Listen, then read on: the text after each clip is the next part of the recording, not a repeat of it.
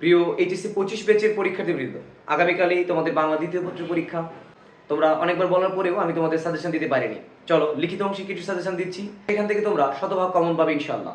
প্রথমে লিখে নাও ভাব সম্প্রসারণ। আমি ভিন্ন অ্যাঙ্গেল থেকে এটি ভেবেছি যে এবছর যেহেতু রাজনৈতিক প্রেক্ষাপট পরিবর্তিত হয়েছে, এমত অবস্থায় এখনো যদি কোনো শিক্ষক আওয়ামীপন্থী হয়ে থাকেন, তাহলে যে প্রশ্নটি করতে পারেন, পাপীকে নয় পাপকে ঘৃণা করো। আর যদি কোনো শিক্ষক নিউট্রাল থাকেন, তাহলে তিনি যেটি বলবেন, অন্যায় যে করে আর অন্যায় যে সহে, তব ঘৃণা যেন তারে তৃণ সমদহে। আর যদি জামাত ইসলামকে ভালোবাসেন এমন কোনো শিক্ষক প্রশ্নটি করেন, তাহলে করবেন যে সহে সে রহে। একজন প্রশ্ন করে স্যার এনসিপি কে ভালোবাসে এমন কোনো শিক্ষক যদি প্রশ্ন করেন, তাহলে কি করবে?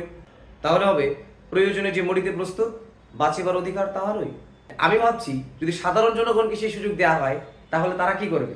তারা বলবে স্বাধীনতা অর্জনের চেয়ে স্বাধীনতা রক্ষা করা কঠিন, অথবা স্বদেশের উপকারে নেই যার মন, কেবলে মানুষ তারে পশু সেই জন।